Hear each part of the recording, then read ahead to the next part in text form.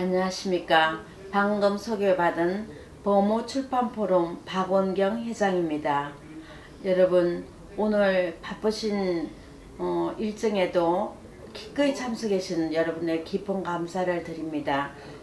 우리가 오늘 주관하는 지역출판과 지역문화 대구 세미나 초청은 가장 중요한 범호출판문화재단 재단법인에서 지역출판과 지역문학을 주제로 세미나를 기획하게 되었습니다. 지역의 균형 발전 및 지역의 소중한 문화 발굴을 위해서 한국 전역을 대상으로 각 지역의 출판과 문화에 관련 세미나와 책 문화 명소를 탐방할 예정을 갖고 있습니다. 그 첫 번째 순서가 바로 여기 대구로 정했습니다. 여기 하기사 선생님 일부러 저희 이 공간과 시간을 제공해 주셔서 깊은 감사를 드리고 있습니다. 2022년 범호출판포럼 대구 세미나는 첫 번째 주제 대구 지역 출판과 대구 지역 문학을 중심으로 했습니다. 그래서 김상진 발표자, 그 다음에 김용락 선생님 두 분을 모시고 세미나를 하고, 무엇보다도 가장 우리 세미나 목표가 재단법인 범호출판 재단의 깊은 범호사 윤영두 회장님의 어떤 사랑이 담뿍 박혀 있는 그런 재단입니다.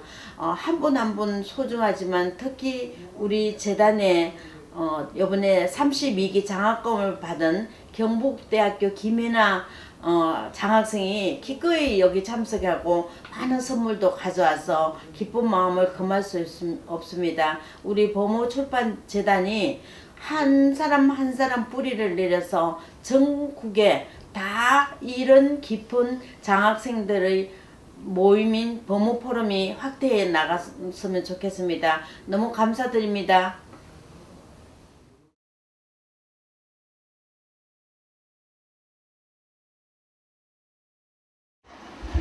민수의 역사와 과제라고 숙제를 주셔가지고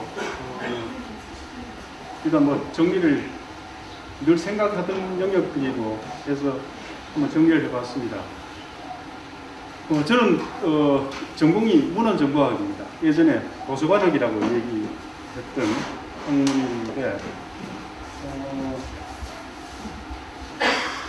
제가 지금 도서관에서 근무하고 있고 맞벌이 할 수 있는 거는 순전히 제가 도서관학과에 진학했기 때문에 밥이라도 먹고 산다 이런 생각을 하고 있어요. 표현이 어떨지 모르겠습니다만 학교 졸업하고 제가 대학원 석사과정 코스업 마치고는 어디니까 지금 기자생활 시작했습니다. 한 28년 30년은 못 채웠습니다. 28년 하니까 제가 2015년 연말이 정년이었습니다.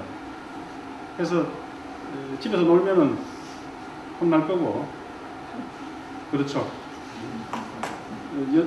집에 있는 여학생이 저보다 힘이 세가지고 가만히 놔두지 않을 것 같아가지고 도망이라도 가야 되겠다 이런 생각하고 일거리를 더 찾았는데 마침 그해 가을에 도서관에서 관장 요원을 수성구에서 모집한다고 해서 원서를 냈습니다. 그래서 운 좋게 조금 더 일하게 됐습니다. 이제 도서관에 가서 일한 지 이제 만 7년 됐습니다. 계약 기간이 내년 11월까지니까 내년 계약을 마치면은 용병으로 만 8년 도서관에서 일하는 게 되는데 기자 생활을 하면서도 저는 주로 사회부 쪽에 있었습니다. 사건 기자하고 법조 출입하고 이게 살인 사건 나고 이런 데 쫓아다니는 이런 걸 많이 했었는데 그리고 사회부, 정치부, 경제부, 또 체육부도 가봤고 특집부도 했었고 그리고 문화부장도 해봤습니다. 그리고 부국장까지 하고 정년은 못했습니다. 정년을 한 달 3일 남기고 사표 내고 새로운 일거리 찾아가지고 도서관으로 갔습니다. 전공 전공 찾아간다고. 그렇게 하니까 예전에 그 선배님들이 저기 기자 하려면 계속 하지 뭐 다시 도서관 쪽으로 왔노 이래서 같은데 뭐 그렇게 제가 얘기했습니다. 뭐 기자 생활 그만큼 했고 또 정년한다는 것 자체가 별 의미가 없는 거고 또 그건 뭐라 그러죠? 기자 생활하면서 아까 말씀드린 것처럼 세상 공부를 제대로는 뭐 가진 경험을 다 해봤습니다. 별의별 사람들 다 만나봤으니까 그죠. 그랬던 것이 이제 도서관에 와서 제 전공 찾아와서 공부하는데 또 일을 하는데 상당한 도움이 됩니다. 일단 이제 뭐 저희들은 늘 그런 얘기를 합니다만 비판적 시각 뭐 이런 거 그리고 프레임의 문제들 그리고 네트워크의 문제 이런 부분에 있어 가지고는 세상 공부 한 30년 가까이 했던 것들이 조금씩 도움은 된다 이렇게 생각을 하고 있습니다. 그리고 오늘 제가 말씀드릴 대구 지역 출판의 현황과 과제 부분도 제가 문화부에 문화부장 할 때였으니까 한 20년 2000년대 초반쯤 해가지고 전주 한옥마을 안에 완판본 문화관이라는 게 그때 개장을 했습니다. 그래가지고 그 내용을 얘기를 듣고 취재 갈 상황은 그때 안 되고 전화 취재를 했습니다. 전화 취재를 하면서 그것이 뭐 하는 데냐 이렇게 물으니까 말 그대로 전라감명이 있었던 조선시대 때 가암명을 통해서 출판문화가 진행되던 시절에 전라감명이 있었던 전주에서 그 완판, 완영본 말고 사판, 광각본을 그 완판본이라고 그랬는데 전주는 사판이 일찍 시작됐죠. 그래서 그 이름을 살리고 또 판각 전수관도 거기서 만들어서 운영을 한다고 그러더라고요. 그래서 이런저런 취재를 하다가 그 전화 받는 분한테 전화 받는 선생님은 전에 뭐 하셨느냐고 물으니까 그 친구는 전국일보에 기자하다가 거기 왔대요. 그러니까 자기 지역의 강점이죠. 자기 지역의 정체성을 지역의 문화 콘텐츠로 만드는 작업에 같이 참여하고 있다 이렇게 얘기를 합니다.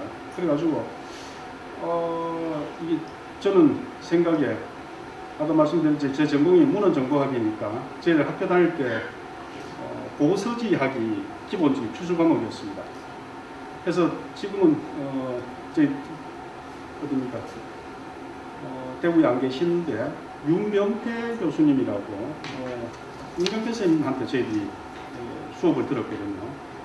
그 어른이 보서지학 쪽에서는 천혜봉 선생님, 윤병태 선생님 이런 분들이 1세대 연구자시고 하니까 굉장히 큰때 가르침을 제대로 저는 공부를 제대로 안 했습니다. 술 마시는 거 좋아해가지고 늘 술 마시러 다니고 그리고 수업 빼먹고 술 마시다가 말고 시험 칠 시간 되면은 아이고 뭐 다음에 시험 치지 그러고 안 치고 이래가지고 막 날리고 그랬습니다.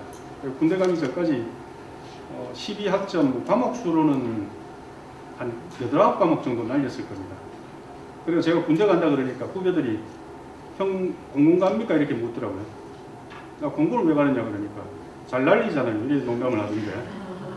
그래, 쌩쌩 잘 날리고 군대 갔다 와가지고 먹고 살아야 되겠다. 뭐 이래가지고 공부도 조금 하려고 애를 썼습니다. 어쨌든 그때 들었던 윤병태 선생님 말씀들 그리고 지금은 또 은퇴했습니다만 여기 박영명 회장님 동기 되시는 남건희 선생님이라든지 이런 분들한테서 저희들이 같이 얘기 듣고 수업 들었던 그런 들었던 풍월로 그죠? 풍월로 야 대구가 이게 기록문화의 원형인 출판문화의 거점이라는데 왜 대구는 전주는 그렇게 하는데 왜 대구는 그걸 못하냐? 그러니까 이제 거기서는 이제 기자적인 본능이 작동을 하는 거죠. 그래가지고 질타하는 기사도 쓰고 칼럼도 쓰고 아직도 그 짓을 하고 있습니다. 근데 문제는 대구에 있는 그 지자체의 관료를 비롯해서 단체장들도 이 소중한 자산을 문화적 자산을 제대로 활용하지 못한다는 게 아직도 계속 안타깝게 생각하고 있습니다. 그래가지고 지금은 신문사는 그만두고 기자 생활을 합니다만 도서관에 가가지고 있으면서 다른 신문사에 그 제 예전에 그 출입처에서 만났던 그 후배들이 이제 거의 편집국장들하고 뭐 임원으로 있고 이러니까 그 중에 한 친구가 김선배 그지고 도서관에 앉아서 놀지 말고 칼럼이나 좀 쓰소 이래가지고 그 외국에서 볼 때는 도서관에서는 전부 다 논다 생각을 합니다. 실제는 그거 아닙니다. 호수에 백조까지는 아니더라도 오리가 이렇게 떠 있으면 굉장히 여유 있게 여유자적하게 이렇게 떠다니는 것 같지만 실질적으로는 물 속에서 땀나도록 그 칼피짓 하잖아요, 그죠? 그래야지 버티는 거니까. 그럼에도 불구하고 저기 도서관에서는 논다 생각을 하는지 칼럼 좀 쓰소 이래가지고 칼럼을 쓰면서도 지금 우리 지역의 이 정체성이 담긴 출판문화 콘텐츠는 꼭 좀 다듬어야 되겠다 이런 생각을 생각하고 계속 문제 제기를 하고 있습니다. 근데 힘이 없습니다. 돈도 없고 벽도 없고. 그러니까 이제 막 내지르고 욕을 하고 하는데 잘 안 받아줍니다. 그 자료를 말씀드리기 전에 아까 저 신 대표님하고 이용년 회장님이 말씀하셨던 한국지역출판연대 출판지역연대가 매년 2017년도부터 각 지역을 순회하면서 한국 지역도서전 개최를 하고 있는데 저희 도서관이 소속돼 있는 수성구청에서 저희들이 2020년도에 유치를 했습니다. 그게 네 번째였죠. 예. 제주, 수원, 전북 고창 그리고 대구 수성 네 번째 저희들이 유치를 하고 유치를 했을 때 이게 지역 출판 상품만 보여줄 게 아니고 이런 기회에 지역 출판 문화 또는 지역의 문화를 이 컨텐츠를 외지에서 온 분들한테 좀 보여주는 게 더 바람직하겠다. 더 바람직하다기보다는 그게 맞겠다라고 저희들은 판단하고 자료를 좀 만들었습니다. 처음에는 전시 정도로 생각을 했는데 2020년이 코로나19가 본격적으로 확산되지 않습니까? 특히 대구에가 2월 후반에 전국적으로 코로나 몇 번 환자죠? 37번 환자 정도 신천지 교인이 대구서 발생한 통에 급격히 퍼졌지 않습니까? 그 즈음 해가지고 저희 행사를 준비를 했었습니다. 그때 오늘 이 자리를 공간을 제공하셨는 신중현 대표님이 한국지역출판연대의 회장을 맡고 계시고 아까 얘기하시던 이용현 대표님이 사무국장 맡고 있고 그리고 저도 참여하고 이래가지고 조직위원회를 구성하고 조직위원장에는 대구의 시조시인인 문무학 선생님이 조직위원장 맡아주시고 저는 집행위원장 맡고 이래가지고 진행을 했습니다. 처음에는 오프라인 행사로 준비를 하다가 코로나 때문에 봄철에 계획했던 게 무산되고 가을철에 또 하자 이렇게 되고 중간에 이태원 중심으로 한 번 더 코로나가 확산되는 통에 하이브리드로 하자 그러다가 완전히 포기하고 이제 온라인으로 갔는데 온라인 작업을 하다 보니까 이제 그 비대면 상황에서 컨텐츠를 전달할 수 있는 방법이 이제 영상 컨텐츠밖에 없어가지고 제한된 예산 가지고 그러니까 영상 제작하는 독립영화 하는 분들 대구에서 하는 분들한테 부탁해가지고 영상 자료를 좀 만들었습니다. 그 중에 하나가 두 가지 그때 저희들이 표현으로는 특별전이라는 개념으로 두 개의 컨텐츠를 만들었는데 그 하나가 오늘 말씀드릴 대구가 그 출판문화 거점이다라는 거 하나 하고 그리고 저희들이 그 소속이 수성구입니다. 수성구가 그 깡촌입니다. 말로만 대구의 강남 해운대하고 같이 비견되고 서울의 강남이 아류로 얘기되어지는 동네인데 이거 어딥니까? 저기 부정적으로 보면은 졸부동네라고 저는 느끼는데 이 졸부동네가 졸부에 그치지 않고 원래 뿌리가 있는 것 아니냐? 그 작업을 했던 것들 이 두 개를 컨텐츠로 저희들이 만들었는데 두 번째 거는 좀 놔두고 오늘 말씀드릴 거는 지역 출판하고 바로 같은 맥락이라서 그거 영상을 한 10분짜리 정도 됩니다. 한번 보시고 그거 보시고 나면 뭐 제가 부연 설명 크게 할 거 없을 겁니다. 오래 하시면 기분 나빠하실 거고 그거 보고 나서 조금 더 보충 설명 드리는 걸로 정리하도록 하겠습니다. 제일 위에 1990년대까지 대구 출판 문화를 선도했던 남산동 인쇄골목과 2017년 문을 연 출판산업단지. 전국에서 유일하게 출판산업지원센터가 운영되고 있는 대구. 대구의 책과 출판의 역사는 1000년을 거슬러 올라간다. 출판에서 대구는 조선시대에는 가장 중요한 거점이었다고 말씀드릴 수가 있습니다. 끊임없이 이어진 이 책과 출판의 역사는 대구 사람들의 정신과 문화를 탄생시키는 대개체가 되었다. 대구가 간직한 보물이자 역사인 고려 초조대장경과 조선의 영영장판. 대구가 교육 문화의 도시가 될 수 있었던 책의 역사를 따라가 보자.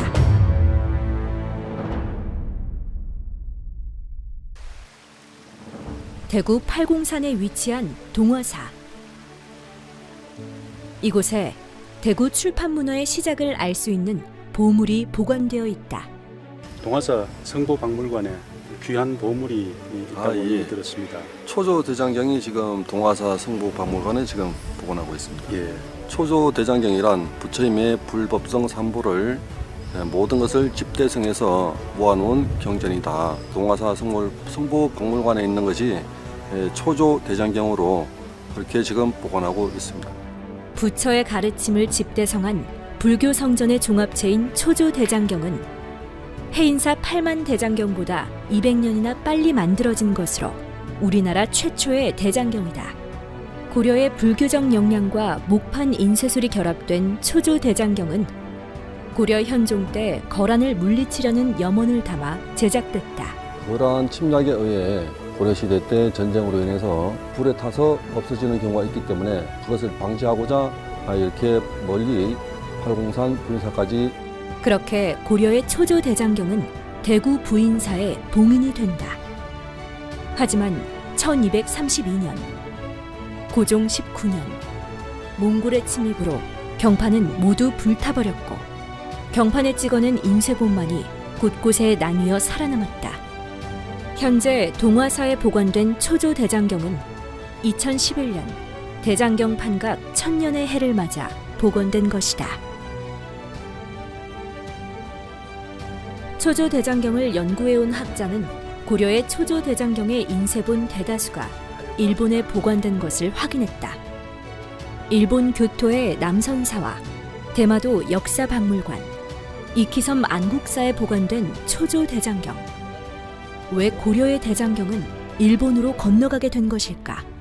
일본에서는 또 사찰을 지을 때마다 이 대장경을 갖춰야 된다고 해서 일본에서 계속적으로 수십 살에 걸쳐 가지고 와서 요구를 했습니다. 그래서 국가에서 그런 요구가 있을 때마다 대장경을 공식적으로 내려준 것도 있고, 남쪽으로는 외구 등등으로 해서 많은 그 외부적인 그런 침입이 있었습니다. 그때에 많은 부분은 약탈된 부분이 있지 않을까 그렇게 추정하고 있죠.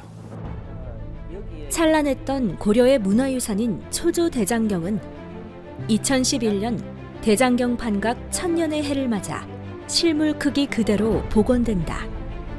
초조 대장경에는 정교하게 새겨진 판화가 실려 있는데 수려한 산수를 배경으로 불교의 구도 과정을 그린 판화는 고려의 섬세하고 뛰어난 판각수를 보여주는 귀중한 작품이다.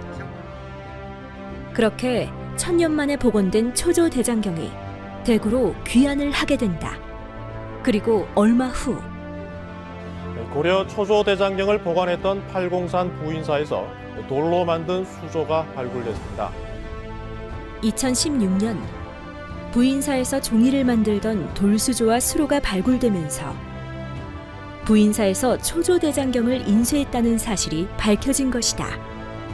대장경을 한번 찍으려고 그러면 판이 우리가 6,000권이라고 해도 우리 8만 대장경이 숫자가 그냥 그야 말도 8만이잖아요.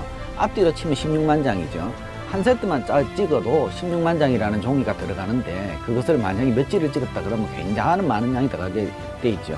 그 당시에 출판을 위한 전제 조건이라면은 당연히 종이가 있어야 되고 그 다음에 먹이 있어야 되고 그 다음 그것을 찍어낼 수 있는 인력이 당연히 따라와야 되고 그 많은 것들이 전부 다 이렇게 하나 일체가 되는 그런 어떤 이 출판 문화가 팔공산 중심으로서 이루어졌을 것이다.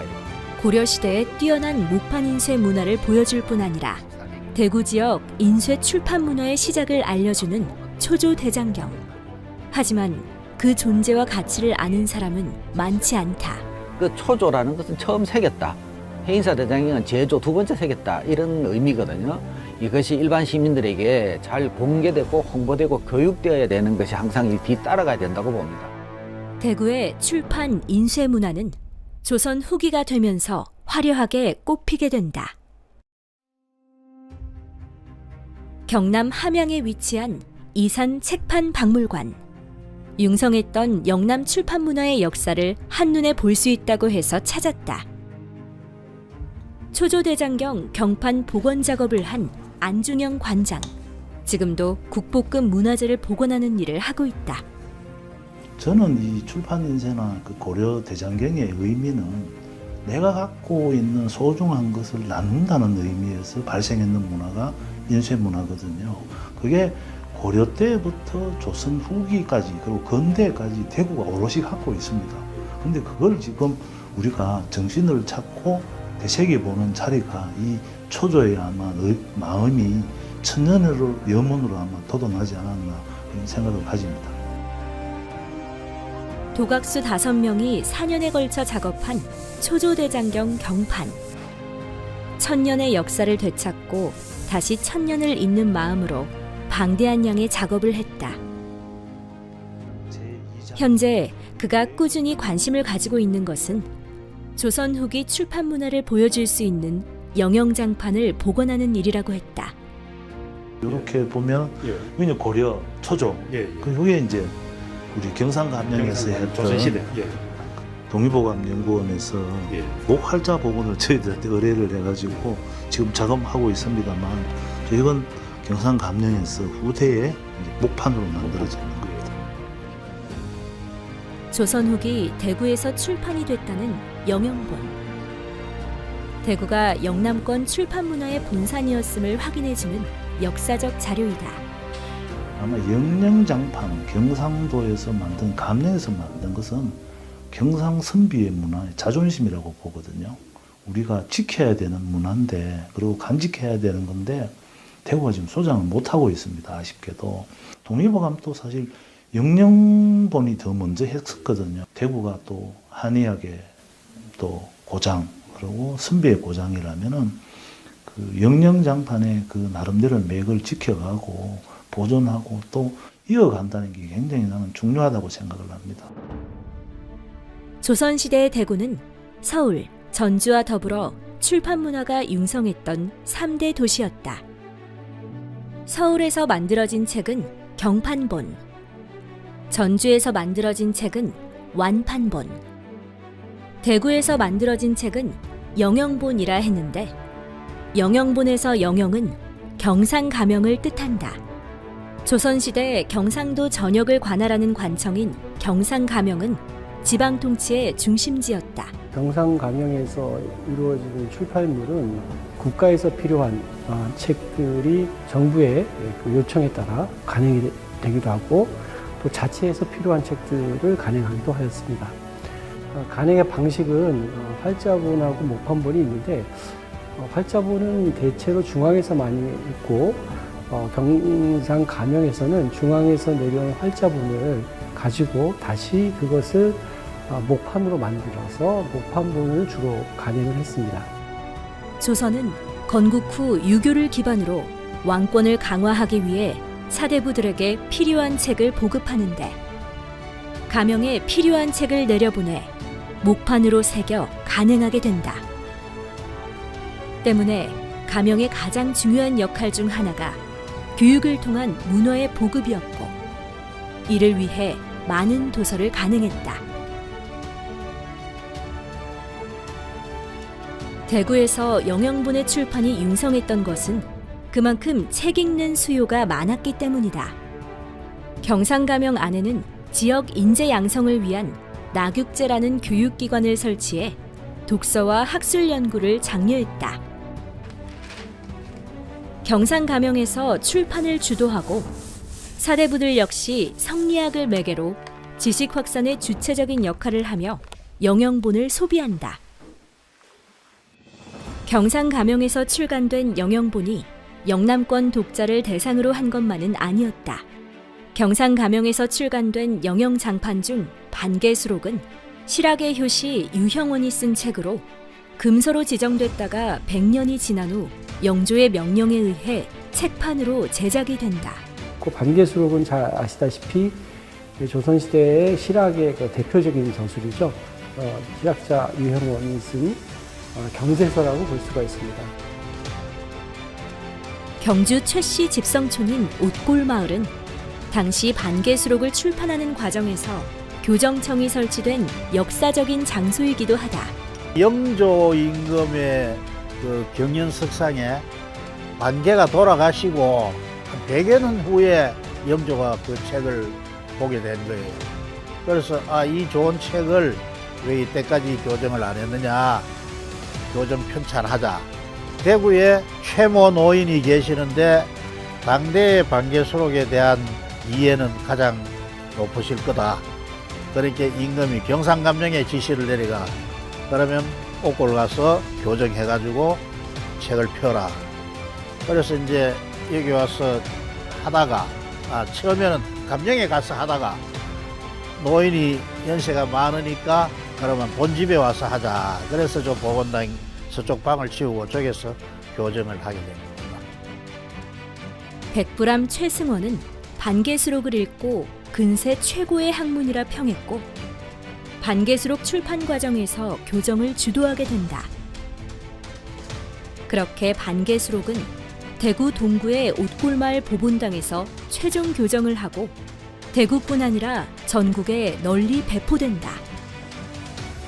경상가명에서 출간된 영영본은 곳곳에서 발견돼 전시되어 있는데 그렇다면 영영본의 책판, 영영장판은 어디에서 볼 수 있을까? 대구 지역에서 간행된 책판 영영장판은 경상가명과 경상도 지역 사찰에 나누어 보관되어 오다가 일제강점기를 거치면서 소재가 불분명해져 소실된 것으로 알려졌다. 그동안 서울대 규장각에 보관돼 있던 목판이 지역에 처음으로 공개된 것입니다. 그러다가 영영장판 17종 4천여 장이 규장각에 잠자고 있다는 것이 뒤늦게 밝혀진 것이다. 300년 만에 긴 잠에서 깨어난 책판 영영장판은 2017년 처음으로 지역민에게 공개된다. 지역의 출판 문화를 조명하고 영영장판의 가치를 재조명하기 위한 첫 발걸음을 뗀 것이다. 책은 지식의 전달체이자 그 시대의 정신을 만들어간다. 경상가명의 우수한 출판 문화는 지금의 대구가 교육도시로 학문적 토대를 갖추게 된 기반이 되었고 출판된 인쇄물 속에 담긴 내용은 대구의 정신적 뿌리로 남아있다. 영영장판은 조선시대 지방의 서적간행 역사에서 매우 중요한 의미를 지니고 있을 뿐 아니라 경상가명의 300년 역사를 고스란히 담고 있다. 이런 문학적 자산으로 대구는 영남의 문화를 주도하는 정신적 거점이 되고 출판 문화의 중심지로 부상하게 된다.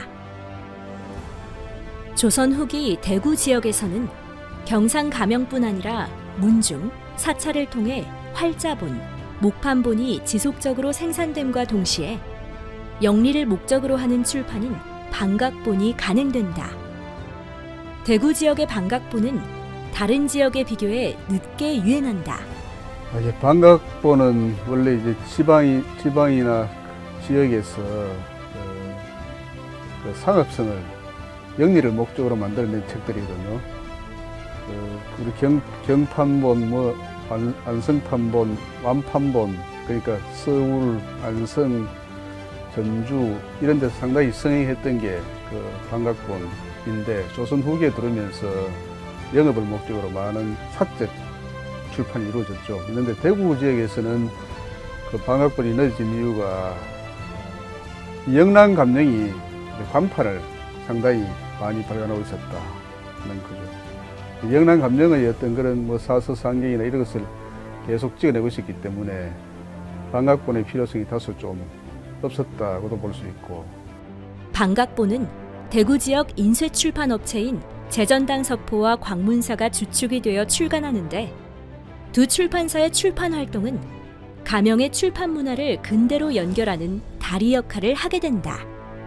전통적인 유학서나 실용서를 출간하는 재전당 서포와 달리 광문사는 신교육과 신문명과 관련된 계몽서적을 발간하고 대구 광문회라는 문회를 두어 신교육과 자강운동을 추진한다.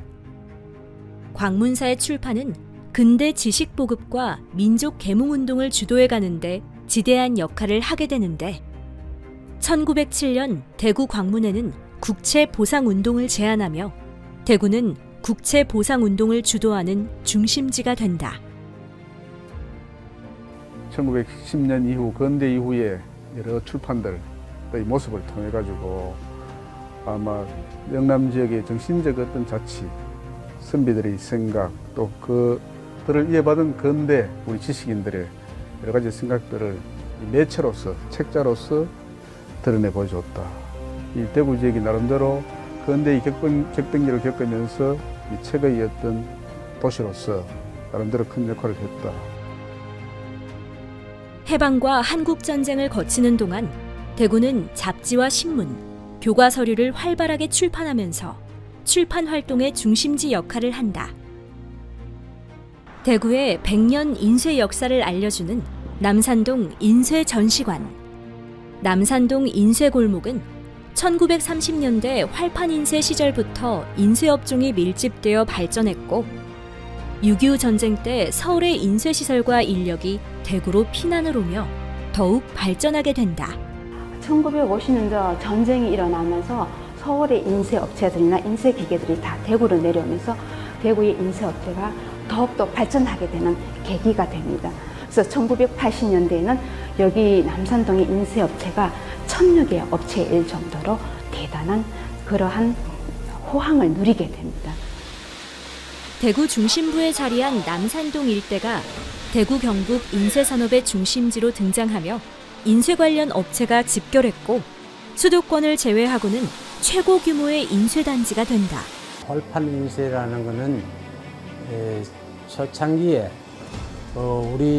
우리가 일제시대에 벗어나가지고 6.25 사변을 겪고 제일 중요한 시기가 언제냐면 6.25 사변 때 경상도만 남아 있었거든요. 남아 있다 보니까 그 시설이라든가 이게 보존이 되다 보니까 이게 인쇄술이 다른 데보다 좀 뛰어나지 않았나. 근데 그게 영역이 되어가지고 여기서도 중공업이라든가 여기서 기계를 만들어 자체적으로 인쇄를 하고 이러다 보니까 그 당시에는 대구가 이제 인쇄술로서는 최고의 수준까지 가지 않았나 이런 생각입니다. 지금은 역사 속으로 사라진 활판 인쇄기는 우리 선조들이 고안해낸 금속 활자를 기계적으로 바꾼 것으로 다양한 활판 인쇄기가 대구에서 제작돼 전국으로 유통된다. 영남의 선비 문화, 출판 인쇄 문화, 그리고 내가 갖고 있는 소중한 것을 널리 알리기 위해서 만든 게 인쇄 문화이기 때문에 이게 아마 대구의 정신이 아니냐. 문화나 정보의 혜택이 어느 한 곳에 집중되지 않고 골고루 퍼져서 많은 사람들이 누리고 향유할 때 문화가 발전되는 기초, 초석이 다져진다고 생각합니다.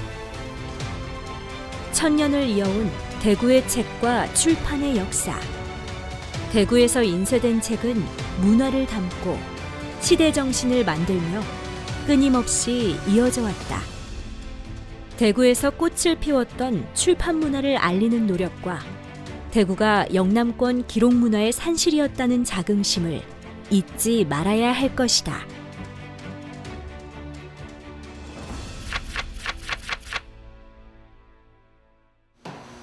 예, 고맙습니다. 뭐 전반적으로 대구의 출판 문화에 대해서 한번 스크린해 봤습니다.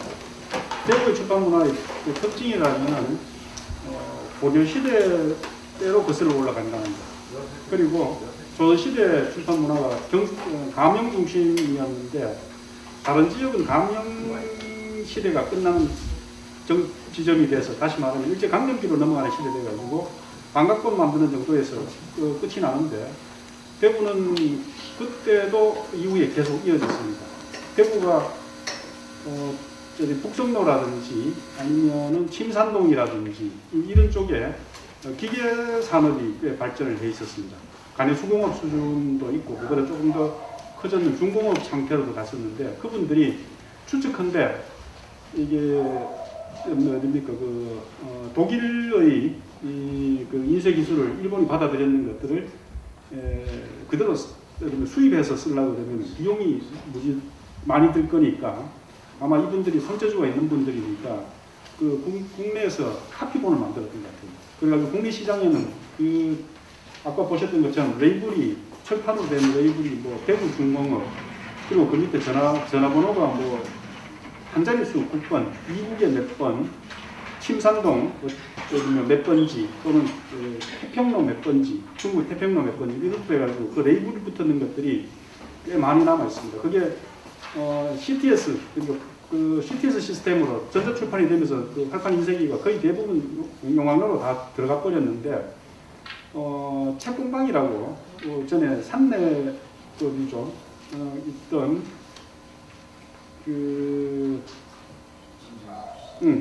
김진섭 선생이 운영하는 책공방이 지금은 전북 완주 삼내 문화예술촌에 있다가 지금 부여로 자리를 옮겼는데 거기 가면 그 대구에서 생산됐다 레이블이 붙었는 활판 인쇄기 아직 꽤 남아 있습니다.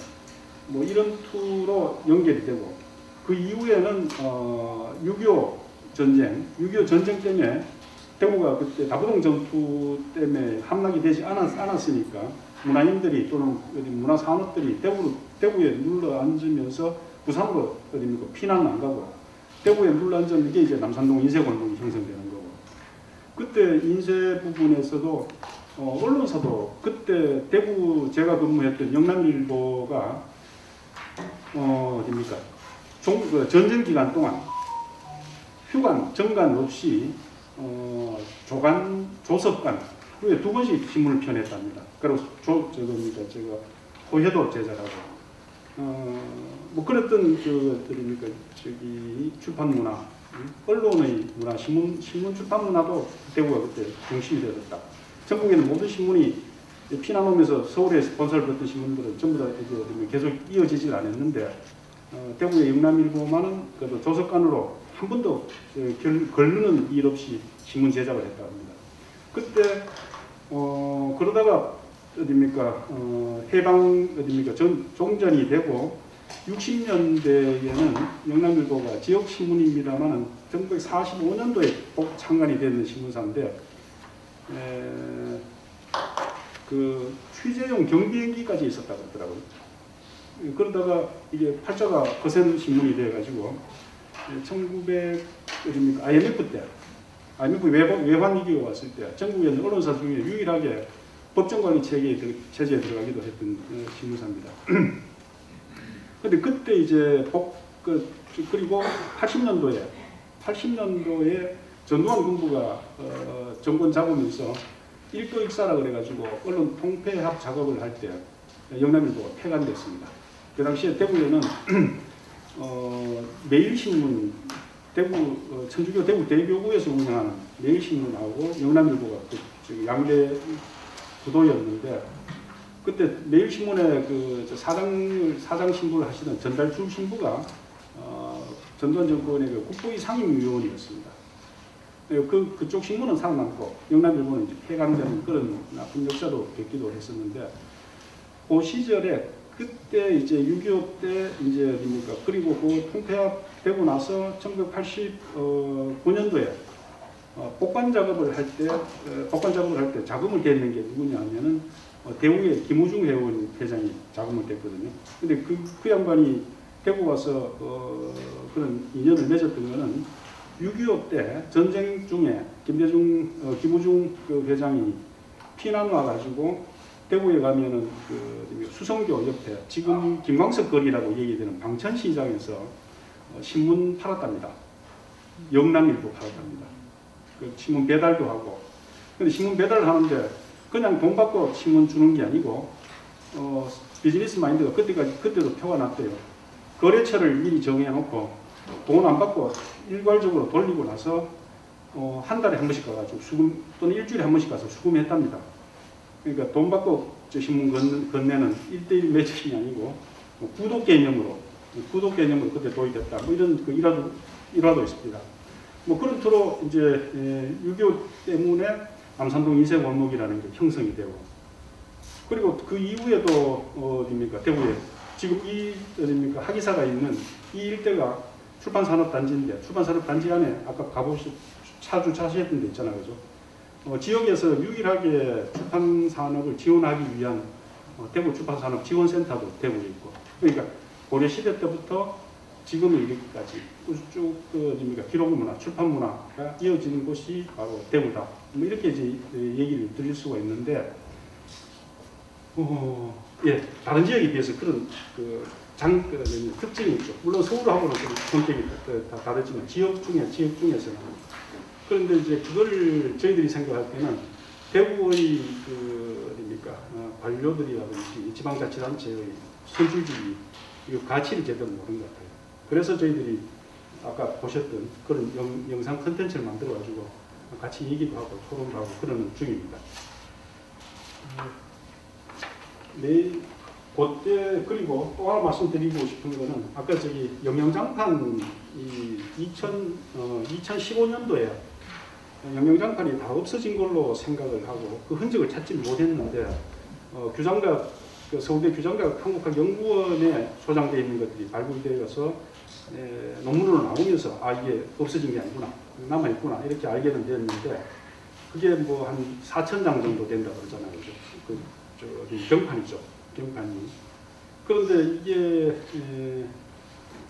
정작 대구에, 제자리인 대구에 없다는 것, 이게 대구의 사람으로서는 굉장히 안타까운 때문이다 이렇게 생각하고 있습니다. 그래서 아직까지 그 시작을 못했습니다만 기회가 되는 대로 대구에 다시 돌려달라 이런 작업을 대구 사람들이 좀 해볼까 지금 고민 중입니다. 고민하고 있는 중이고, 작년인가 저기 평창에 스키장에 제 집 애들이 하고 같이 갔다가 하루는 시간 비워가지고 울정사를 가니까 거기도 그 동네로 그 현수막을 큼직하게 붙여놨습니다. 그 문화재를 서울의 국립중앙박물관에 가져다 뒀다. 왜 우리 동네 제자리 안 갖다 두느냐? 우리도 지역도 좀 살자. 서울만 뭐 살아서 쓰겠느냐? 그리고 수도권론자들은 낙수 효과 얘기하잖아요. 그렇죠? 수도권 배불리 먹으면은 물 넘치면 지역도 먹고 살면 되지 않느냐? 그 넘치기 전에 지역은 다 괴멸합니다. 지금 지방 소멸 시대이기 때문에. 그래서 저희들처럼 지역에 살고 있는 입장에서는 그 논리는 맞지 않다. 지역이 살아야지 수도권도 산다. 소위 말하면 같이 살아야 되는 거죠. 수도권 시민만 대한민국 국민이냐? 그건 아니다는 거죠. 그러니까 대구에 있는 촌놈들도 그 부분에 대해서는 문제 제기하고 있습니다. 첫 번째 발표하신 김상진 선생님, 대구의 모든 그 지역 출판을 슬라이드로 자세히 봐서 뭐 너무 생생하게 공부를 하게 됐습니다. 너무 감사하고요. 특히 우리 김상진 선생님은 기자로서 오랜 생활을 하시다가 도서관장을 하시고, 제가 경북대 도서관학과 1회인데 5회로서 굉장히 발표 중에 제가 아는 분이 너무 많았습니다. 오늘 우리 범우재단에서 이 주관을 하게 됐는데, 범우출판사 우리 윤형도 선생님도 방금 얘기하신 윤병태 스님하고 고서 수집가로 유명하신 분이에요. 그 고서를 수집하고 보물사람 출판사 하면서 만드신 이금을 가지고 이런 우리 재단가 장학금을 재서 우리 장학생 이해나 씨 손 한번 들어보세요. 요번에 500만 원씩 이렇게 주고 세미나를 하고 있습니다. 이거는 이제 오늘 발표를 하시면서 가장 중요한 게 우리 대구라는 게 어떤 도시인가를 더 집중하게 돼요. 특히 저는 대구에서 태어나서 대학까지 대구로 나와서 대구에 대한 관심이 굉장히 높습니다. 그런데 우리가 전 국민이 51%가 서울에서 거주하고 기업의 많은 부분이 서울에 하다 보니까 상대적으로 나머지 지역이 뒤떨어지는 경향이 있습니다. 그런데 유일하게 그래도 많이 치고 올라오는 게 대구 경북이에요. 대구 경북만 그래도 많이 올라오는데 우리가 이제 지역 간의 균형 발전 이런 걸 얘기를 하면서 대통령 특별위원회에서도 특별 지원해서 그 신대평시, 그다음에 손역대시, 이번에 김병주시 이렇게 해도 도대체 균형 발전은 뭘 하고 있는가 의심스러울 때가 많아요. 그런데 저는 개인적으로 정말 그 문화 콘텐츠 세상에서 대구의 문화 콘텐츠를 제대로 집결을 해갖고 균형 발전에 초석을 만들고 싶다 그런 생각을 가졌는데 오늘 발표가 너무 소중했습니다. 우리 구기만 교수님 거기에 대해서 토론 10분간 짧게 부탁드리겠습니다. 참 오늘 너무 반갑습니다. 그리고 이렇게 뜻깊은 날에 뜻깊은 주제를 하게 돼서 굉장히 참 기쁘고요. 저도 사실 이제 이 주제에 대해서는 이제 굉장히 하고 싶은 얘기가 많고 또 이번에 그 우리 김과장님께서 발표하신 걸 들어보면서 제가 이제 특별히 무슨 뭐 질문이나 의견보다는 우리 이제 대구 출판에 관해서 하고 싶은 이야기를 세 가지 측면으로 제가 좀 말씀을 드리려고 합니다. 이제 오늘 그 김희주 국장과는 여러분들이 좀 보셔서 이제 하는 걸로 하고요. 제가 이제 말씀드린 첫째 관점은 그 역사적인 관점입니다. 역사적인 관점 보니까는 대구가 출판문화사 쪽으로 굉장히 의미가 큰데 역사적으로 제가 네 가지가 꼽히더라고요. 이제 그 관장님 발제문을 보면서 그래서 첫째가 고려시대 대장경 관련이고요. 두 번째가 조선시대 관판본, 지방 관영 판본이죠. 이제 관판본입니다. 그거고 세 번째는 개화기하고 일제 강점기의 강각본, 상업 출판. 이제 그거에 이제 큰 전통이다 싶고요. 그 다음에 네 번째는 여기서 많이 다뤄주시지 않으셨는데 그 6.25 전쟁 그 피난 시절에 대구가 이제 출판이 크게 말하자면 크게 일어났고 그 일어난 것이 대구에서 그치지 않고 이제 서울까지 이제 번져나간 이제 그런 중요한 의미를 갖더라고요. 그래서 그 중에서 이제 8만 대장경, 초조 대장경에 대해서 간단히만 말씀을 드리면은 그 송나라에서 대장경을 하는 걸 보고 이제 우리도 그거를 이제 냈습니다. 근데 우리가 대장경을 조성할 때 하고 송나라 때 하고 전혀 입장이 달라요. 송나라는 평화시대고 문화가 가장 강성한 시대에 대장경을 만들었고요. 근데 당연한 거죠. 근데 한국은 외적이 쳐들어오는 당시에 만들었더라고요. 그러니까 거란이 쳐들어왔을 때 이 초조대장경을 새겼고 그 다음에 몽골 군대가 들어왔을 때 그때 몽골 군대를 쫓아내기 위해서 대장경을 세웠는데 이제 이런 의식은 우리만이 아니라 몽골 군대도 같이 갑시다는 생각을 해요. 무슨 얘기가 아니 역사를 보면은 몽골 군대가 쳐들어올 때 제일 먼저 불태운 데가 고려의 무기고가 아니고 대장경 거기를 불을 태웠더라고요. 그러니까 대장경을 불을 태우자 이제 그 고려 시민들은 고려 국민들은 어떻게 생각하냐면은 우리가 몽골과 싸우는 거는 단순히 외적과 싸우는 것이 아니라 행편없는 야만족 대장경을 태우다니 이 행편없는 야만족과 우리는 싸우는 것이다 해서 이제 정의를 불태우고 그 싸우는데 40년간의 항쟁을 하게 돼요. 이거는 그 당시 몽골은 지금 말하자면은 군사력이 중국과 러시아 또 미국을 합쳐놓은 그런 군사력을 갖고 있는 최강대국이었어요. 그냥 동유럽까지 말 타고 가는 속도만큼 다 그냥 지배했으니까요. 그런데 유독 고려만 지배를 못한 거예요. 그래서 그 비결이 뭐냐? 8만 대장경을 새긴 거라고 저는 이야기를 해요. 그래서 제가 이제 이런 이야기를 연변대학에 있는 그 국문과 대학에 그 학장을 하고 있는 분 얘기를 했더니 그분이 자기 전공이 팔만대장경이래요. 그래서 그분이 딱 얘기를 하더라고요. 당시에 팔만대장경은 오늘날로 말하면 원자폭탄이었다고 그러더라고요. 깜짝 놀랐어요. 이게 뭐냐면 팔만대장경이 있는 나라는 이것이 문화적인 강국이니까 다른 어떤 그 외부 세력도 침범을 할 수 없는 이제 그런 강국으로 이제 그 인식이 돼 있는 거예요. 문화 강국으로. 그러니까 그 몽골이 와서 팔만대장경 그 경판과 그 장소를 불태웠다는 거는 심리전에서 자기네가 우위를 차지하기 위해서 그런 거예요. 그만큼 우리는 초조대장경이 없어지니까 불타고 나니까 다시 이제 팔만대장경을 새깁니다. 그래서 그것이 국민 총화를 일으키고 국민을 일치단결하게 해서 40년간의 항쟁을 했고, 근데 그런 그 배경에는 한국인의 어떤 뚜렷한 역사의식, 문화의식이 거기 지니고 있었다는 겁니다. 그래서 이런 문화의식이 계속 발전해요. 그 계속 발전하면서 어디까지 오냐면 이제 6.25 전쟁 때 그 문화의식이 바로 드러납니다. 그러니까 문화의식이 들어오니까 어떻게 다들 피난 가지 않습니까? 피난 가서 피난민들이 제일 먼저 하는 일이 뭐냐면은 소뚜껑을 먹고 밥 해먹는 일이잖아요. 그 다음에 우리 한국 국민들은 뭘 했냐면은 천막교실을 세웠어요. 부산에 가도 세우고 대구에 가도 세우고, 그리고 이 잡지를 만듭니다. 당시 그 문학 잡지도 굉장히 많이 나왔다 그러고요. 저는 이제 국문학 전공이 아니라 잘 모릅니다만은. 그리고 이 학원이라든가 사상계 같은, 사상계는 부산입니다만은, 이런 우리 출판 문화사, 잡지 문화사에서 중요한 학원 같은 잡지가 바로 그때 나와요.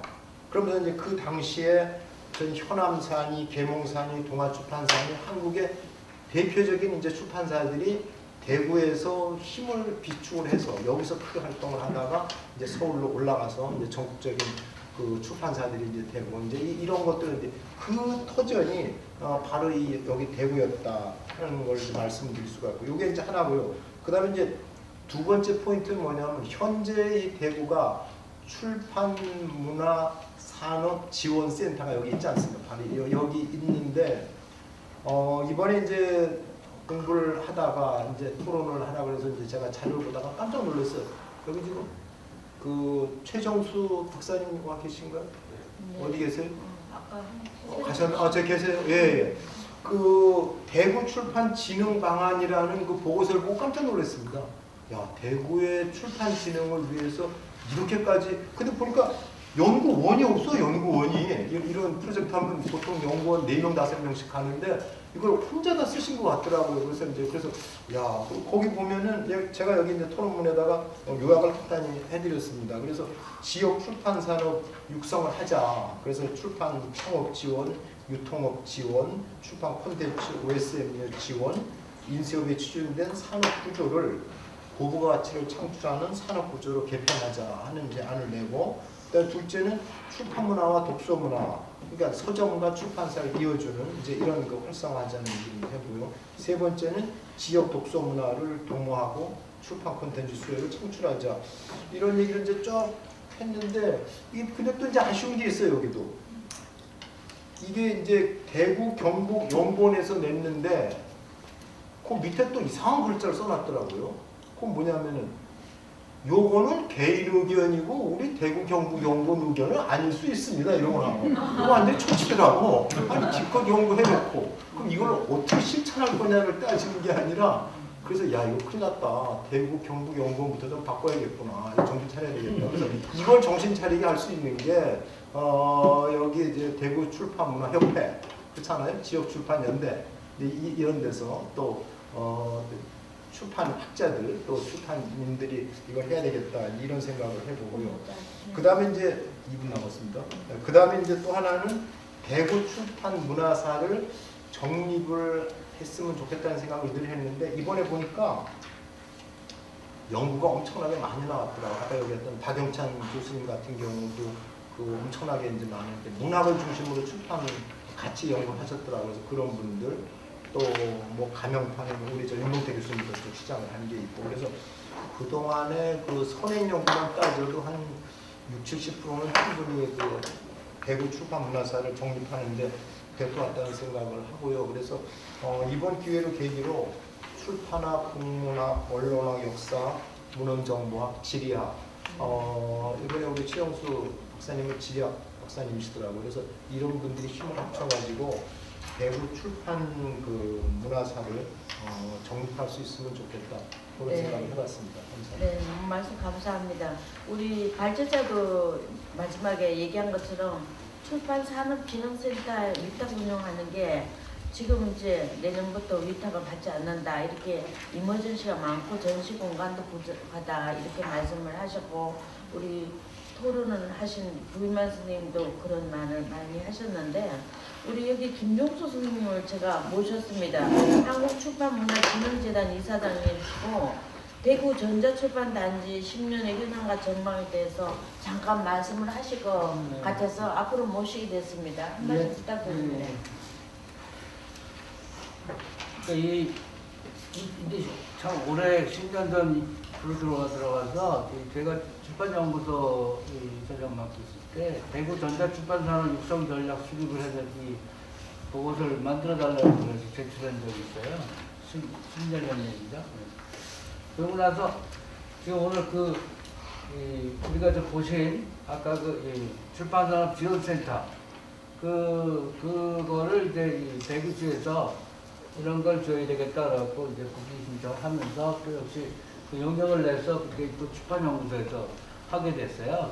출판연구소의 그 보고서가 지금 아마 여기도 있을 거예요. 아마 전종수 박사님도 아마 제가 보셨을 거라고 보는데 그 내용에서 제가 그 두 번째 그 진흥센터 저거 하면서 그 보고서를 제가 뭐라고 보냈냐면 여기서 진흥센터 만들어서 안 된다라고 썼어요. 그러니까 상당히 계획하고 차질이 있으니까 곤란하잖아요. 사실은 그 앞에 전자출판 육성 전략산업도 사실 여기서 이거 어렵다라고 썼던 겁니다. 근데 그때 당시에 우리 용역을 했던 분들하고 이제 공무원들 중에서는 야 이게 이런 거를 하려면 장력이 사는 거니까 이게 되는 방향으로 좀 써달라. 이래서 그런 세상은 어떻게 바뀔지 모르는 건데 이 전자출판 산업이 그 당시에 다 뭐냐면 일주월장에서 이게 앞으로 10년 안에 50% 이상이 다 바뀐다. 심지어는 80% 이상이 바뀔 거다라고 봤던 시점이었기 때문에 최소한 40~50%까지 갈 수 있다는 전제에서 썼던 거예요. 그러니까 이 목표와 이게 제가 사실 잘 안 맞았다는 얘기를 드리는 거고 지금이라도 현실화한다는 게 중요하다고 생각합니다. 아까 대구 출판 문화사를 중요시 많이들 얘기를 하셨는데 지금 출판 문화사적인 입장에서는 지금 시점은 저는 그쪽을 강조할 때라기보다 어느 정도 차츰 좀 밀어두고 왜냐하면 지금 현재 변하는 거는 출판에서의 기술적인 거가 상당히 중요하게 돼 있고 이게 미디어라는 건 테크놀로지 변화에 따라서 완전히 차원이 달라지는데 지금 그런 점에서 본다. 그럼 지금 전자출판으로 따로 못 가서 그렇게 된 거냐? 지금 결과적으로 지금 시점에서 세계 출판계에서 나오는 얘기들을 보면 이건 기술 문제가 아니다. 지금 당분간은 종이책 중심이 80% 이상이 되는 게 세계 출판계의 시각입니다. 그래서 오히려 이 문제는 그렇게 됐을 때 결론이 뭐냐? 이건 전자출판이나 이런 기술의 문제보다는 뭐를 내용으로 삼을 거냐, 그야말로 콘텐츠라는 게 과연 저자와 독자를 어떻게 이 콘텐츠로 이어준다의 문제가 지금 출판의 현안으로 세계에서 보고 있습니다. 그 점에서 이제 그 관점에서 보셔야 된다는 것이고 기술적인 그 얘기는 지금 이 얘기가 없고 출판계 얘기는 그러니까 국제적인 출판계 동향이나 이런 것들을 통해서 확인을 하시라 제가 거기까지 말씀드리고 지금 아주 쉽게 저희 지난번 출판산업진흥센터 지원센터 만든 보고서에 들어있는 내용이 어떤 게 있냐면 그 당시 그 보고서를 쓰기 위해서 여기 하기사 선생님 통해서 포함해서 많은 분들한테 100분 이상한테 앙케이트를 조사를 했었습니다. 그때 결론이 뭐라고 나왔냐면 왜 대구에서 지금 이 대구에 100여 개 있는 아마 공장 시설로서 우리나라에서 10대 안에 들어가는 이 인쇄 공장이 여기 몇 개가 있어요. 그럼에도 불구하고 왜 이 대구의 출판사들이 뭐냐면 파주 출판단지에 인쇄를 하러 오느냐. 이 문제가 여기 다 사람들이 그 얘기를 알고 있더라고요. 앙케이트 조사 그때 나온 걸 찾아보세요. 뭐라고 했냐면 후공정 장비가 모자란다. 없다. 후공정 장비를 예산 투입을 해서 여기 출판기획센터에서 운영을 해주면 여기 많은 회사가 있지만 시장이 있는 부분만 다 된다. 전국적인 수요가 모여야만 돌아가는 기계들을 여기다 설치해주면 대구 사람들도 서울 안 가고 부산 사람도 여기 대구 지나서 가지 않고 대구에 내려서 하면 되는 거다. 그 점을 분명히 그때 지적을 해드렸어요. 근데 또 후공정 장비가 완벽하게 있는데 그때 조사돼 보니까 어디 있냐면 여기 분도 출판사에 다 세트가 다 돼 있어요. 하도록. 여기서 시설 예산을 하든가 아니면 그 시설, 이 외관에 있는 분도 출판사의 시설을 없는 그 협업을 통해서 활용해서 하게 되면 거의 안 가고 할 수 있겠다. 문제는 이제 단가인데 그 규모의 경제상 그런 문제에 대해서 이런 뭐 보조금을 주든가 해서 여기서 지어간다면 수도권을 넘어가지 않고 할 수 있다. 네. 그리고 이 시점상을 보면 호남과 대경권을 다 묶어서 대구에서 하는 이런 전략을 한다면 뭐 충분히 그런 것이 가능했던 거다라고 하는데 와서 보니까 전대 그게 안 돼 있었어요.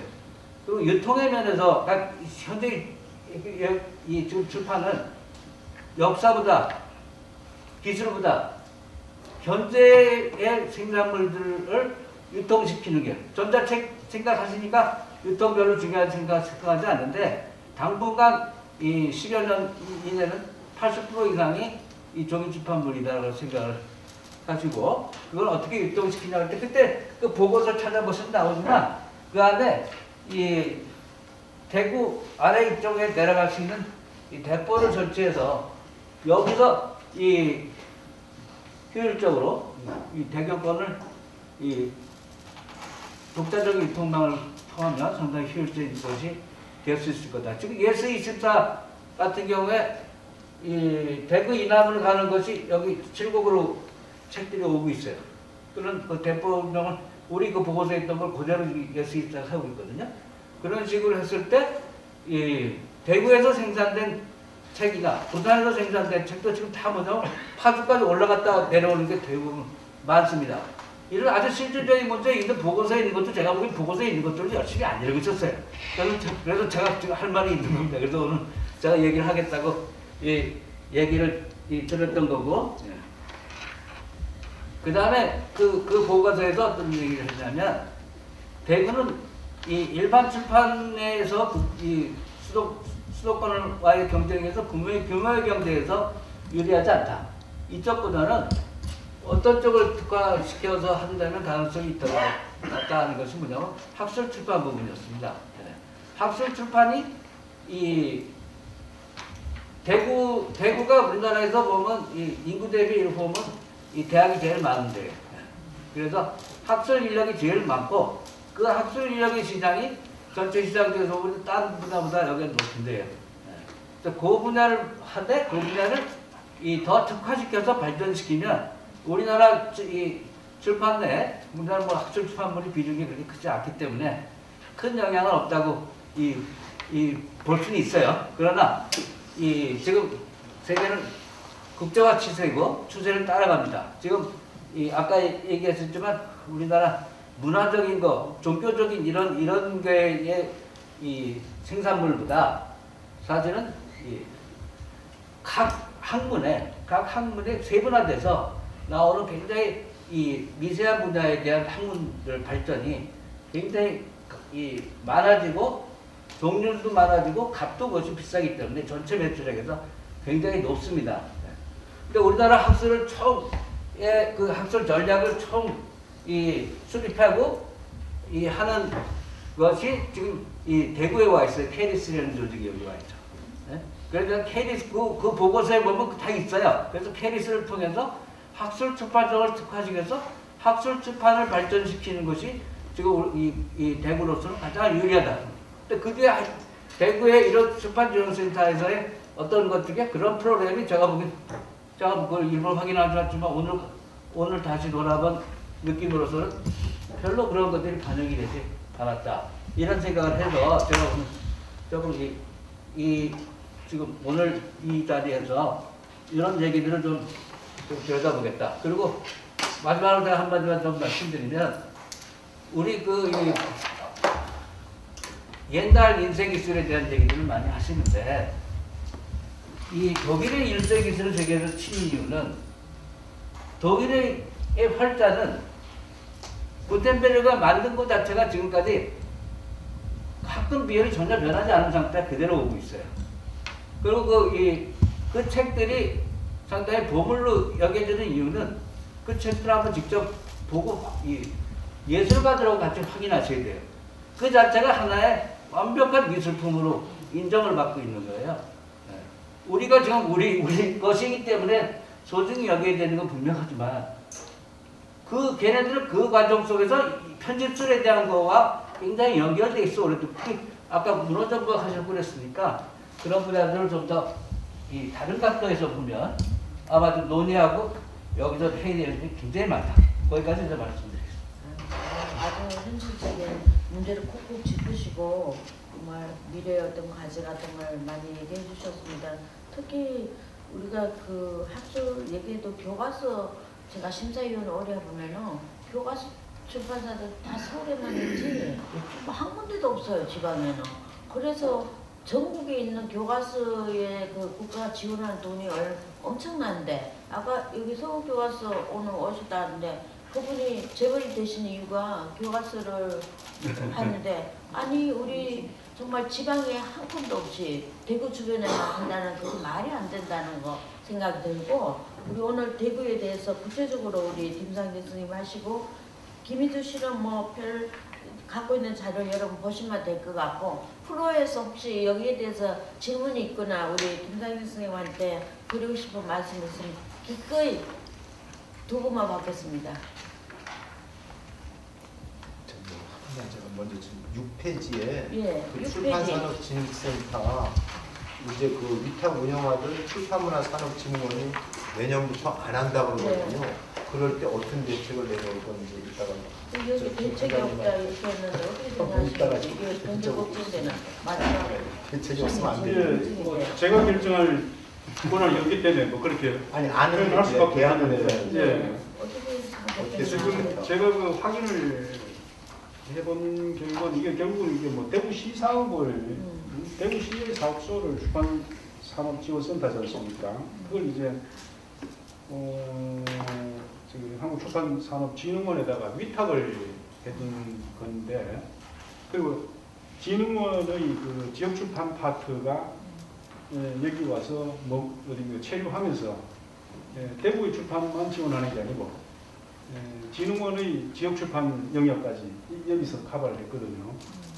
근데 이제 뭐 어떤 경륜지는 모르겠습니다만 그쪽에서 손을 떼겠다 뭐 이런 상황이고 그리고 지금 대구는 원래 민선 8기 지방선거 이후에 홍준표 시장이 취임하고 나서 대구 문화계는 굉장히 큰 변화가 진행되고 있습니다. 통폐합 효율성을 높이기 위해 가지고 통폐합 작업이 진행되는 과정에서 기존의 문화지원 그 기관들이 문을 닫고 하나로 모아진 작업들이 진행되고 하니까 이거 저기 출판산업진흥원센터를 도대체 어디서 맡아서 하는 게 바람직할 건가 이 부분이 지금 제대로 정리가 안 된 것 같아요. 저희들이 제가 생각할 때는 또는 저기 도서관 쪽에서 일을 하고 있는 문화정보학 쪽이라든지 출판 쪽에서 생각할 때는 이게 컨텐츠의 개념으로 봐서 차라리 그걸 뭐라고 그러죠?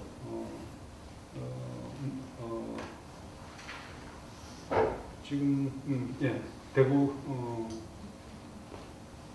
저 신 대표님 그 어딥니까 저기 김정길 원장이 가신 그 진흥원이 대구 문화예술진흥원 네. 대구 문화예술진흥원에 차라리 어딥니까 용역 어딥니까 제가 위탁을 주어가지고 컨텐츠의 개념으로 접근하는 게 어떻겠느냐라고 저는 그렇게 생각을 하는데 대구시의 얘기를 들어보면 공무원들은 지금 DIP라고 있습니다. 대구에.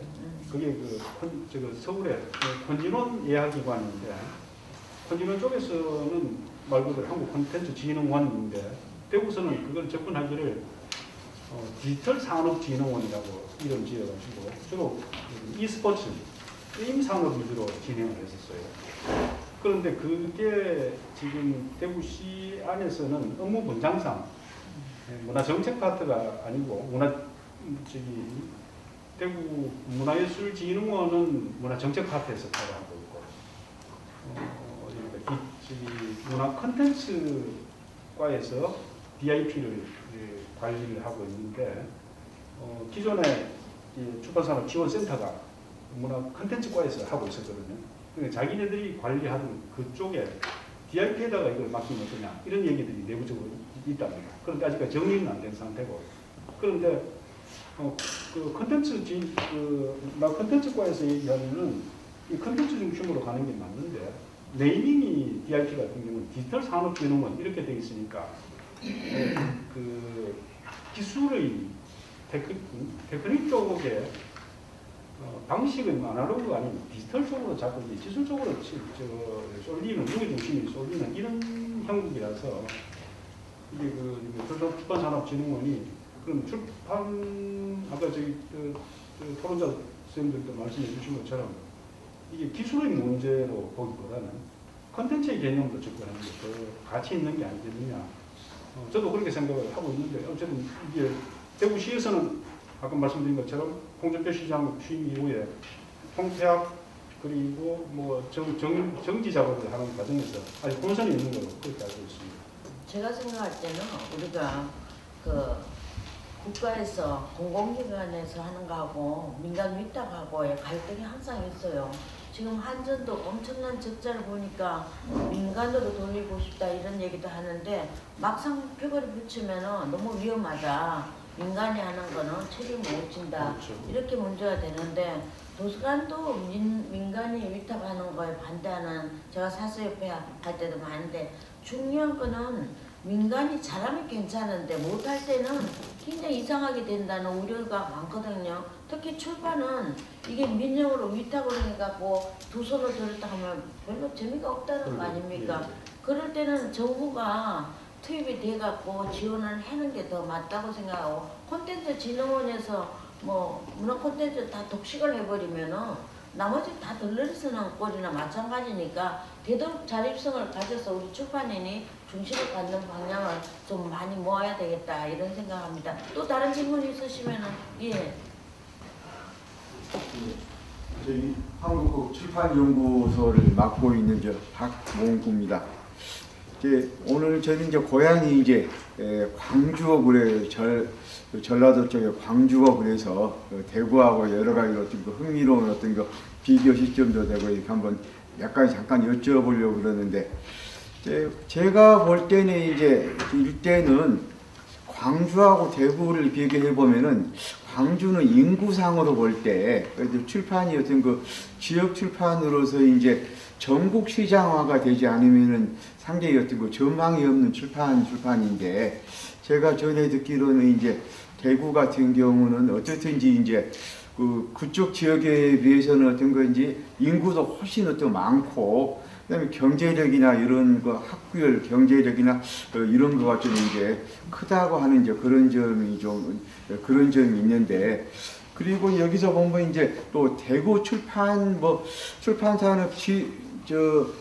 지원센터 경우도 있지만은 또 대구 출판문화협회가 10군데 정도 출판사가 이렇게 결성이 돼서 한다고 하는 것은 상당히 어떤 기반이 좀 다져져 있는 이런 어떤 형표, 이런 어떤 사정을 갖고 있다고 생각되는데 제가 김종수 이사장님께서도 말씀이 있었습니다만은 우리가 대구 전자출판 지원한다 그래가지고 10여 년 지원을 했는데 그 출판 지원센터에서는 일단 파악되기로는 인쇄소들이 주로 어떤 지원을 받지 실제적인 출판사는 어떤 것 좀 지원을 이제 적게 받는다는 좀 지원 여지가 좀 적다는 이제 그런 말씀도 드리고 이렇게 해서 그래서 저는 이제 여기 학지사 신사장님이 계시기 때문에 그래서 제가 볼 때 대구라는 지역사회에서 이제 아마 이제 그런 디지털적인 지원을 이렇게 뭐 많이 하지 않고도 이렇게 종이책만으로 거의 어떤 거 이렇게 출판사를 꾸려오고 또 발전을 시켜가는 어떤 이런 모습을 보이고 있는데 그래서 그런 면을 볼 때 어떻게 어떤 거 이렇게 생존이라기보다는 발전해 오셨는지 그런 거하고 이제 그러면서 이제 아까 김정수 이사장님 말씀이 있었듯이 앞으로 이것을 전자라가 이런 거 지원이 되면은 또 우리가 이축 일로를 걸을 것이냐 그렇지 않으면은 또 다른 방향으로 해서 대구 지역 출판이 이제 또 활성화를 좀 하면서 그런 것들이 여타 좀 이제 인구가 적은 어떤 거 지역 다른 지역에 어떤 거 좋은 영향을 끼쳐가지고 어떤 거 발전할 수 있는 그런 방안은 없으신지 그런 거 실제로 이렇게 좀 중앙에 의존하지 않고 출판을 꾸려 오셨으니까 그것을 발제자님하고 이제 신 사장님께 한번 이렇게 여쭤보고 싶은 심정이 여쭤봅니다. 신 사장님 신사장님이 한번 말씀해 주시면 좋을 것 같아요. 신 사장님 앞으로 모시겠습니다. 오늘 주관해 주시는 우리 신준현 대표님 말씀 듣겠습니다. 그렇게 말씀해 주시니까 우리가 저희들이 너무 좀 거창한데요. 저희는 지역 출판은 광주도 아주 훌륭한 데가 있습니다. 전라도닷컴이라고 잡지를 만드는데 대한민국 최고의 잡지를 만드는데 그 잡지는 성공한 사람, 배운 사람은 절대 등장시키지 않습니다. 전라도 토착님, 진짜 토착님만 하는 잡지인데 우리나라에서 가장 좋은 잡지를 지금 꼽히고 있습니다. 그 전라도닷컴인데 지금 광주문화재단 대표나 황국년 대표가 대표인데 저희 지역 출판은 사실은 저희도 궁극적으로는 서울 출판사가 항상 경쟁을 염두에 두고 있습니다. 거기 올라가는 게 그래야 사실 목돈을 벌 수가 있고.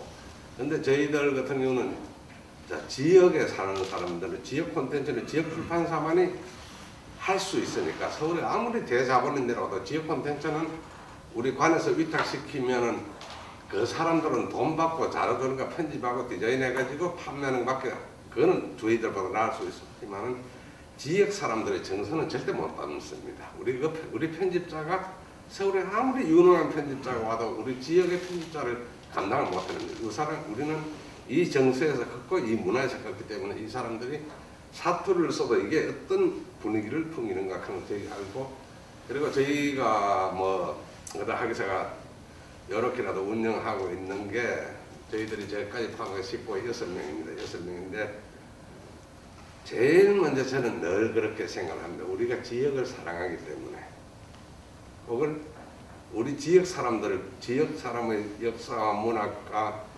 이런 걸 기록할 수 있는 건 우리 지역 출판사밖에 못합니다. 그러면 그게 당연히 그 콘텐츠가 사실 돈으로 연결이 되고 그리고 저희들은 우리 출판사가 서울에서 오시면 출판이 불황이다 하면 출판이 불황인 책이면 100%가 출판사에 있습니다. 100%입니다. 그건 99도 아니고 문화 탓도 컴퓨터 탓도 아닙니다. 그거는 저희는 어떻게 생각하면 우리 출판사에서 지금 영업부장이 없습니다. 예전에 저희들이 제가 35년째 이 자리에서 일을 하고 있는데 대구에서 예전에는 서점에 가면 영업부장들이 줄을 팍 쓰는데 팔든 못 팔든 우리 이 책 나왔으니까 서점에 옛날에는 영업부장 총무라고 했습니다. 총무나 사장한테 우리 이거 왔으니까 좀 팔아주십시오. 그 사람들이 듣기 싫어도 체면상 하기사서 옛날에 이런 책을 얘기하던데 기억을 지금은 그래도 아무것도 안 하고 인터넷 서점에 던져만 놓고 100부 저희도 마찬가지입니다. 100부만 받아도 200부만 받아도 그래가 깔아놓고 그래 안 팔린다. 그래서 저희가 하는 게 아까 말씀드렸던 하기사 독서 아카데미가 독자 발굴을 이야기합니다. 독자는 안 키우고 팔아물 생각만 하니까 출판 시장이 이렇게 전부 늘 하는 소리 당군 이래로 제일 불황이다 해마다 그런 소리를 하는데 출판사들이 전부 만대로 팔아물 생각만 하고 독자는 관리 안 하고 작가만 관리를 하기 때문에 그런 경우에 있었고 저희는 학예사 독서 아카데미라고 한 50명 우리 수료하신 분이 50명 정도 있습니다. 그는 작가도 아니고 책을 좋아하는 사람입니다. 방송 사장님도 계시고 농사 짓는 분도 계시고 뭐 요양병원의 간호사도 계십니다. 모든 선착순 시보면 그러니까 같이 모이고 그분들이 지역에서 독서는 다 같이 합니다. 그러니까 당연히 학예사 독자가 생기는 거죠. 그분들은 누가 뭐 해도 대한민국의 최고의 출판사는 학예사라고 믿어주시는 분들이. 그리고 지역 기업에서 책 선물하기를 저희들이 운동을 자꾸 합니다. 그러면 그래서 마실 때 케이크 주지 말고 책 한 권 줘보자 이런 운동을 하니까 그게 이제 저희들 100부, 200부씩 기업에 들어가고 하니까 그래도 유지할 수 있는 비결 아니겠나 저는 그렇게 생각을 합니다. 간단한 말씀. 마무리 발언 잠깐만 더. 질문이 상당히 네. 방대원 연구소 장정희 소장이라고 합니다. 저는 이제 지금 오늘 대구 출판 포럼에 참가하게 된 것이 굉장히 의미가 있고 많은 공부가 돼서 진심으로 감사를 드립니다. 특히 우리 김승진 교수님, 김상진 관장님 논문 읽으면서 굉장히 과제가 크다는 생각이 들었는데요.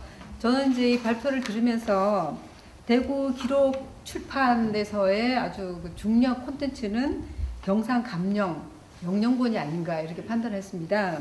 근데 여기 보면 이제 현재까지 233종이 확인되고 있고 서울대학교에 18종 그리고 4,000여 점이 이제 소장이 돼 있다고 하는 놀라운 사실을 이제 오늘 처음 알게 됐는데요. 그러면 여기서 233종이나 18종이라고 하는 것은 각기 다른 출판물을 얘기하는 것인지 이게 한 가지하고 또 이게 서울로 어떻게 옮겨갔는가 하는 이런 경위에 대해서 이제 의문을 가지셨는데 이게 서울로 갔다고 할 수가 있는 것인지 처음부터 서울대학교 규장과 소장부인지 이게 좀 불분명하거든요. 이게 이제 좀 두 번째고 그러면 여기 대구시 지자체라든지 출판 관계자들이 또 공식적으로 어떤 대구로 가져오기 위한 어떤 그런 움직임이 있으셨는지 그 이제 세 가지가 이제 궁금하고요. 그렇다고 보면 방개 수록도 영년본의 하나로 이제 이렇게 파악이 되거든요. 그러면 대구박물관이나 이런 데서는 방개 수록도 소장되어 있지 않다는 것인지 거기에 대한 걸 조금 좀 세밀한 부분을 조금 저는 좀 궁금해서 한번 이제 여쭙고 싶습니다. 왜냐하면 그런 것들이 실질적으로 한 점이라도 구현돼서 실현이 될 때 거기서 실질적인 힘이 생긴다고 저는 생각하고 있거든요. 네, 감사합니다. 관심 가져주셔서 고맙습니다. 순차적으로 말씀을 드리면 영영본이 확인된 게 233종이라는 건 그러니까 출판 목록이라든지 이를 통해서 종수가 몇 종이 남았다라는 게 233종이고, 근데 그 영영본은 이제 영영장판을 이용해서 다시 말하면 경상감영에서 소장했던 목판으로 찍어낸 게 간인한 게 영영본이지 않습니까? 그게 종수로 233종인 거고, 그런데 이게 언제 어느 순간에 없어졌는지도 대구 지금 기록이 없는 상황이라서 저도 계속 추적을 한 중입니다만 아직까지 찾지는 못했습니다. 그리고 대구 지역에 관심 있는 분들도 그 기록을 추적 중인 상황이고, 그런데 추적을 분명히 영영장판을 이용해서 영영본을 간행했다. 이런 이 기록은 있는데도 불구하고 영영장판은 없으니까요. 그래서 이제 전주 같은 경우는 완영장판이죠. 완영장판이 거기는 전북대 박물관에 소장이 되어 있습니다. 그러니까 전주가 전라감영에 있었던 소재지인데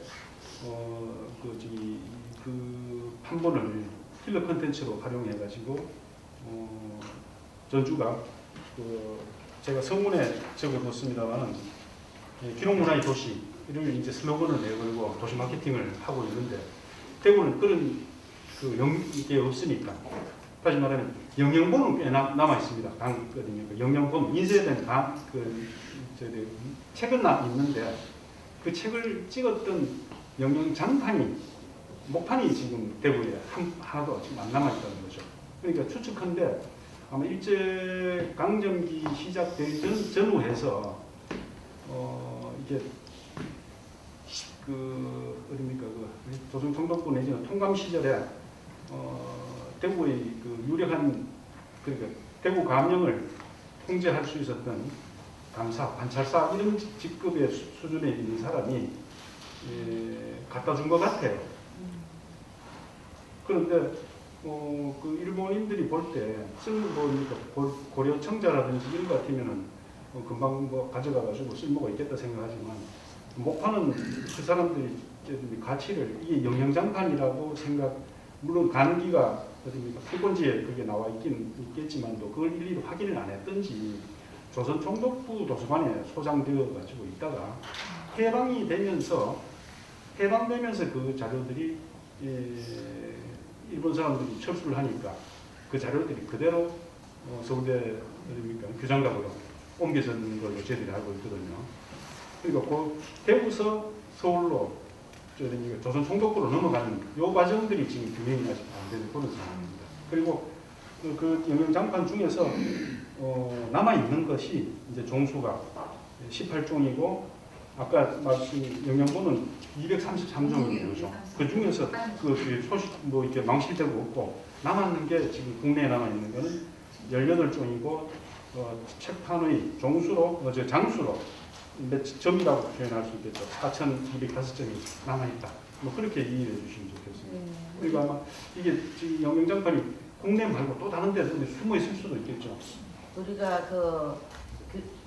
저작권 도난 저작물에 대해서 판독을 하는 게 세계적으로 지금 발달하고 있어요. 공공기관이나 박물관이라도 그게 어떤 루트로 들어온 게 경로를 정확하게 하지 않으면 문제가 되는데 우리가 규장각에 있는 그 자료들이 어떤 루트로 들어온지 우리가 모르는데 그걸 반드시 기록화를 해야 된다고 생각합니다.